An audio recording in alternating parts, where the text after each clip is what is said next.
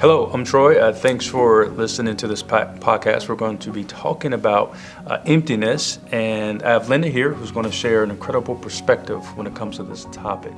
Hey, Troy. How are you? So I just wanted to say, anytime we encounter a strong emotion like emptiness, to kind of add, what is this? What might it be? And then begin to explore it. So I know we're going to talk more about emptiness, but it's just that warning of, there's a psychologist, Erik Erikson, and he has stages of development.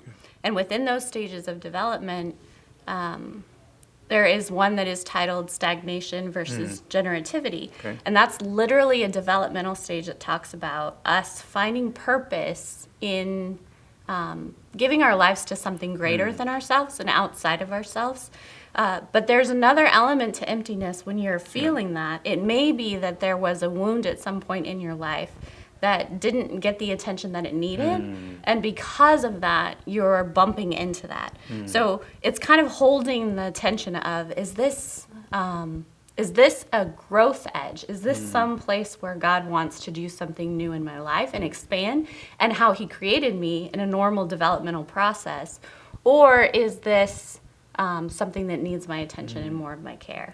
So kind of starting with the, what is this feeling of emptiness? Yeah, no, that's powerful. And I know this is a very personal and sensitive topic for many, because I know I've dealt with this in my life. I am actually holding a Snickers bar here, and if anyone can remember the slogan, you remember the slogan that they used to use all the time with Snicker bars?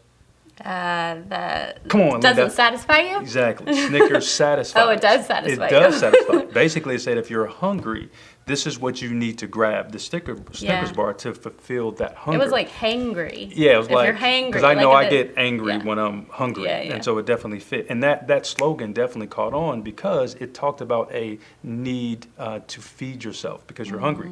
And I know for me, it was athletics, it was sports, it was coaching. And I felt like if I had that in my life, that I was going to be fulfilled. That hunger was never going to be there. I really didn't need anything else. And so for 8 years of my life, I was a college basketball coach, and it was incredible. But I didn't know at the time I was setting myself up for failure, because it's unrealistic to think anything else can fulfill you or anyone else can complete you outside of Jesus. And so for me, there was an opportunity for me to learn that basketball or anything else wasn't going to bring me fulfillment. And I learned this as I continued to read the Word. In John 6:35, I want to read this. And Jesus is speaking, and he says, "I am the bread of life. He who comes to me will never go hungry, and he who believes in me will never be thirsty." And so Snickers doesn't truly satisfy.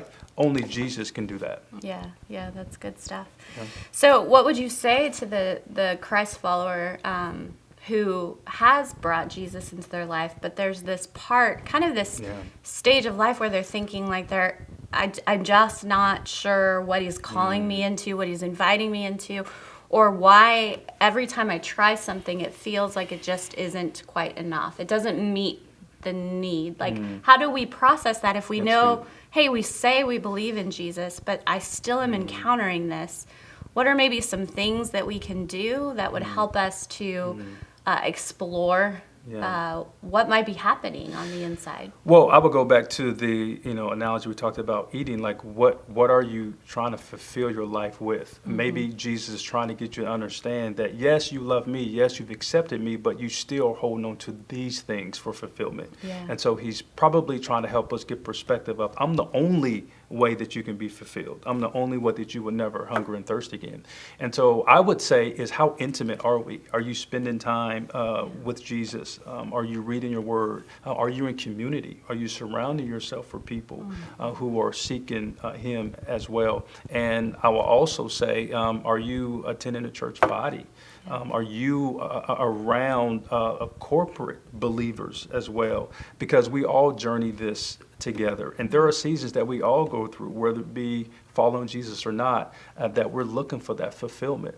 And as long as we continue to strive, Linda, towards Jesus being that fulfillment, I think he's always going to meet us there. Yeah, that's good.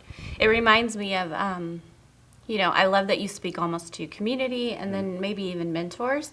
I was sitting around, because there's an element of this emptiness that when you begin to explore it, you start to kind of naturally arrive to call. Like, what is my call? And call can be such a big, scary word. I think it was Pastor Mike, that said a few weeks ago, like, maybe God's just inviting you into whatever you're pulled to, he's going to bless and honor, versus trying to figure out what's exactly what God had called me to.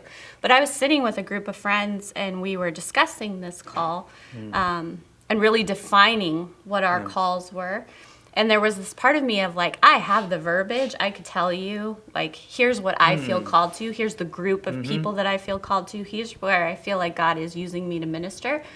But then every time I go to define it, there's this hesitation where I begin to say, like, it comes back to me when I take it to Jesus. When that part of like, okay, Jesus, if you are enough, I always come back to, do I truly believe at the end of the day that prayer changes things, right? And so for me, there's been a clear call and invitation for me to spend a lot of time in prayer. So even though I can do all these things, right, it's that rooted base of my time in prayer is actually changing the way I interact with my family. It changes the way I interact with the people I minister to or serve. It changes the way I am in community. And so it brings me back to almost the image of the cup overflowing. If we're trying to accomplish the will or the call out of emptiness, That's good. then that emptiness feeling might actually be, I just need more time one-on-one with Jesus.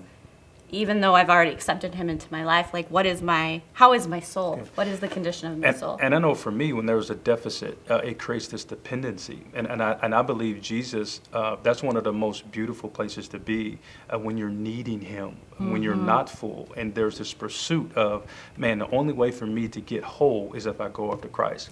And I know that's why we were created. We were created to worship him. We were created to lean on him, to trust him, instead of trying to use substitutes to do that. I think Jesus allows things in our life to say, no, I'm the one, right? Going back to the Snicker bar, I'm the one that's going to satisfy you.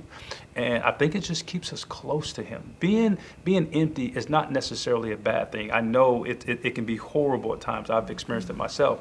But there's a beauty to it that says, I need something more than what this world can give us. And it has to come from Christ. That's really good. Good stuff. Yeah, good stuff. You want to eat? No? The Snickers? I think I'll eat it after. I can share it. Well, we would love for you to join us. Thanks for listening. We would love to see you during our service next week when we talk about emptiness.